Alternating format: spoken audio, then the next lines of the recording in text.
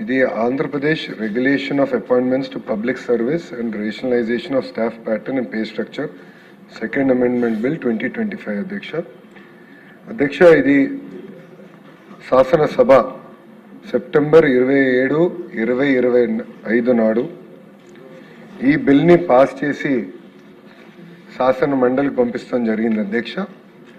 శాసన మండలిలో ఈ బిల్ హౌస్లో లే అవుతాం జరిగింది అధ్యక్ష. దాని తర్వాత 100 రోజులు పూర్తయినా కనుక తిరిగి బిల్ మళ్ళీ శాసనసభకు వచ్చింది అధ్యక్ష. అధ్యక్ష ఈ బిల్ అనేది ఒక మాట చెప్పాలంటే నాకు వెరీ పర్సనల్ ఇష్యూ అధ్యక్ష. అధ్యక్ష నేను 1983లో జన్మించాను. అంటే అన్న ఎన్టీఆర్ ముఖ్యమంత్రి అయిన తర్వాత నేను జన్మిస్తాను జరిగింది అధ్యక్ష. అప్పటి నుంచి నేను రాజకీయాల్ని క్లోజ్గా ఫాలో అయిన వ్యక్తిని అధ్యక్ష.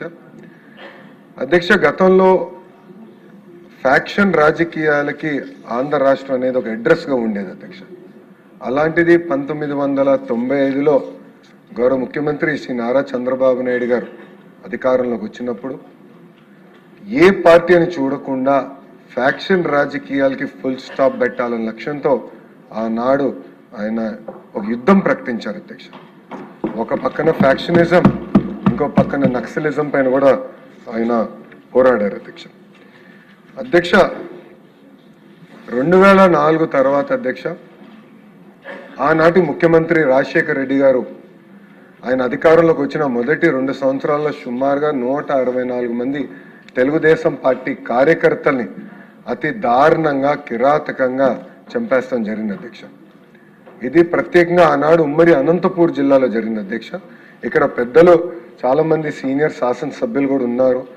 ఆనాడు బృందం వేసి వీళ్ళు వెళ్ళి అక్కడ ఒక కుటుంబాన్ని పరామర్శించడానికి వెళ్తే అధ్యక్ష ఆ క్షణంలోనే మళ్ళీ ఇంకో ఫోన్ వచ్చి ఇంకో కుటుంబంలో కూడా హత్య జరిగింది, ఆ కుటుంబాన్ని కూడా మీరు కలవాల్సి వస్తుంది, వెళ్ళండి కలవండి అని చెప్పారు అధ్యక్ష.